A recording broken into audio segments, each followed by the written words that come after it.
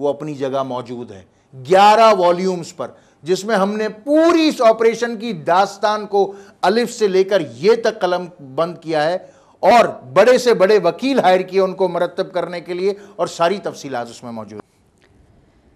सच की तलाश का सफ़र अभी जारी है। हाजिर होंगे एक ब्रेक के बाद। वेलकम बैक नाजरीन।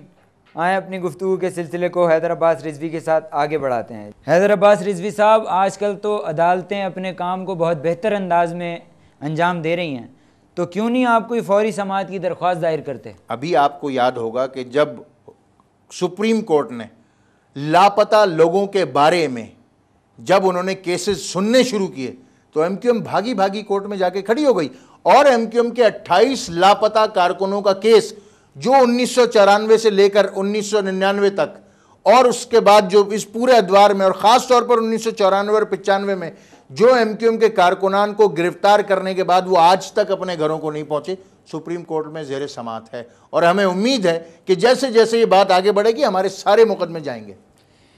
एक तरफ आप ये कहते हैं कि एमक्यूएम के कारकुनान अगवा होते रहे, लेकिन जब हम दूसरी तरफ देखते हैं तो यही तमाम के तमाम इल्ज़ामात आप पर आयद होते हैं। जमात इस्लामी आप पर मुसलसल अपने कारकुनान के कत्ल और अगवा का इल्ज़ाम लगाती रही। कोई जवाब है आपके पास?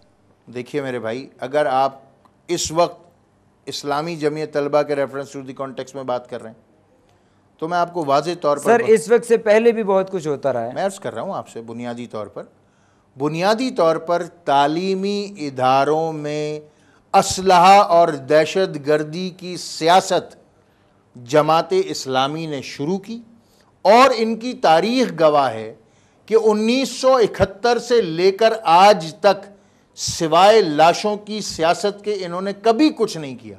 इनको हर दौर में लाशें चाहिए होती हैं। 1971 में अल बदर और अल शम्स बनाकर बांग्लादेश में जो इन्होंने निहत्ते बंगाली इन्वर्टेड कॉमास में मुसलमानों का कत्लेआम किया, वो किसी से ढका छुपा नहीं है। बाकायदा कई लाख बंगाली कत्ल किए गए, मुसलमान बंगाली, पाकिस्तानी बंगाली, उनको कत्ल किया गया और उसमें जमात इस्लामी मुलव्विस रही। और यही सिलसिला आगे चलता रहे तो इनकी दहशतगर्दी सिर्फ कराची तक महदूद नहीं है, पूरे पाकिस्तान में सबसे ज़्यादा अगर अलकायदा के दहशतगर्द बरामद हुए तो जमात इस्लामी के जिम्मेदारों के घरों से बरामद किए गए। सबसे ज़्यादा जमात इस्लामी के लोगों के घरों से अलकायदा के दहशतगर्द बरामद किए गए। इनकी बाकायदा एक चेन मूवमेंट है जो कि ये शुमाली वज़ीरिस्तान से यहाँ तक चलाते हैं। और अब जब के एक वाक़े के बाद एमक्यूएम ने अपनी student wing All Pakistan Muttahida Students Organization को खुद तहलील कर दिया, हुकूमत में होते हुए हमने अपनी स्टूडेंट ऑर्गेनाइजेशन को खुद तहलील कर दिया, तो आज कराची के तालीमी इदारों में और ख़ास तौर पर सिंध मेडिकल कॉलेज में ये पंजाबी स्टूडेंट्स ऑर्गेनाइजेशन से लड़ रहे हैं। तो ये तो इनकी सियासी तारीख है कि इनकी तारीख तो तशद्दुद से भरी पड़ी है। अब तो एपीएमएसओ नहीं है, गुज़िश्ता 2 साल से हमने अपनी उसको स्टूडेंट विंग को तहलील कर दिया, बंद कर दिया, उसको चैप्टर क्लोज कर दिया। आपके मगर अब ये जो नहीं रहे होंगे शायद, एमक्यूएम के पास कारकुन नहीं रहे मेरे भाई। 2005 में हमने इलेक्शन भी जीता है कराची से, और जिस ओवरवेलमिंग मेजॉरिटी से जीता है वो दुनिया को पता है कि बल्दियाती इंतखाबात में जिसका हमें लैंडस्लाइड विक्ट्री मिली है। कराची के 18 टाउन्स में 14 टाउन्स में एमक्यूएम के नाज़मीन हैं, टाउन नाज़मीन, और जहां टाउन नाज़मीन नहीं है वहां हम बड़े क्लोज मार्जिन से आ रहे हैं। नेमतुल्लाह खान ने पूरे पाकिस्तान में आप पे ये इल्ज़ाम लगाया, दौरे किए, प्रेस कॉन्फ्रेंसें की कि आप उनके लोगों को धमका रहे हैं, उनके लोगों पे असला से हमला आवर होते हैं, उनके लोगों को गोलियों की छनकार का सामना करना पड़ता है। कोई जवाब है? नेमतुल्लाह साहब ने तो खैर जो कुछ भी किया उसकी तो तारीख गवाह है। मगर इन तमाम बातों के बाद अगर एमक्यूएम इस बड़ी तादाद में उन तमाम इलाकों से भी जीतती है जो एमक्यूएम के रिवायती इलाके नहीं हैं, और वहाँ से अगर एमक्यूएम जीत कर आ रही है, और अवामी वोट मैं ये समझता हूँ कि हर प्रोपेगेंडे की सबसे बड़ी अमली नफ़ी होती है। अगर एमक्यूएम को वोट पड़ रहा है, एमक्यूएम के कैंडिडेट जीत रहे हैं और उन इलाकों से भी जीत रहे हैं जो गैर रिवायती इलाके हैं एमक्यूएम के, तो ये एक सच्ची दलील साबित होती है कि नेमतुल्लाह साहब ने महज प्रोपेगेंडा किया था, बल्कि वो तो पूरे पाकिस्तान में हर शहर में जाकर ये प्रेस कॉन्फ्रेंस कर रहे थे कि बल्दियाती इंतखाबात के दौरान खून खराबा होगा, मगर अल्हम्दुलिल्लाह सिवाय सिंध के पूरे पाकिस्तान में खून खराबा हुआ।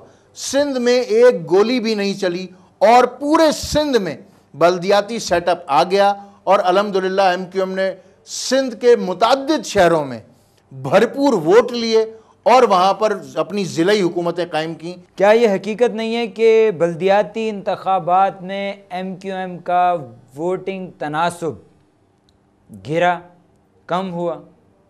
मैं ये समझता हूँ कि MQM का वोटिंग तनासुब बढ़ा और इसकी वाज़ेह मिसाल ये है मेरे भाई कि MQM ने पहली बार जब इलेक्शन में हिस्सा लिया वो था सन 87, बल्दियाती ही इंतखाबात थे। डॉक्टर फारूक सत्तार पहली बार दुनिया का यंगेस्ट मेयर बना 28 साल की उम्र में। कराची जैसे कॉस्मोपॉलिटन का जो दुनिया का 7वां सबसे बड़ा शहर है, डॉक्टर फारूक सत्तार उसके मेयर बने। 88 में इलेक्शन हुआ, उसमें MQM ने लैंडस्लाइड विक्ट्री ली। 90 में इलेक्शन हुआ, उसकी लैंडस्लाइड विक्ट्री हुई। 93 में हमने कौमी असम्बली का बाइकाट किया और सूबाई असम्बली में इलेक्शन लड़ा और वहाँ पर लैंडस्लाइड विक्ट्री हुई। 97 में लैंडस्लाइड विक्ट्री हुई, 2002 में लैंडस्लाइड विक्ट्री हुई, 2005 में लैंडस्लाइड विक्ट्री हुई और हर बार हमारी नशिस्तें पहले से ज़्यादा बढ़ती रही हैं। और दूसरी एक अहम बात मैं आपसे और भी कहना चाहता हूँ जो बड़ी मज़ेदार बात है, वो ये कि जब लोग MQM के बारे में बात करते हैं और MQM के वोट के बारे में बात करते हैं तो MQM के वोट वो आशारियों में नापते हैं कि पिछली मरतबा MQM को 94.45 वोट पड़े थे और इस मरतबा MQM को 93.32 वोट पड़े हैं। जबकि इसी मुल्क में ऐसी ऐसी सियासी जमातें भी हैं जो एक वक्त को तो 2/3 अक्सरियत रखती थीं, अगला इलेक्शन हुआ तो सिर्फ 18 सीटें रह गईं। उन पर आज तक किसी ने बात नहीं की कि उनका ग्राफ गिर गया। एक तरफ लोग जमातें हुकूमतें बनाती रहीं और दूसरे इलेक्शन में वाइप आउट होती रहीं, उन पर तो किसी ने कभी बात नहीं की कि आपकी पहले 150 सीटें थीं,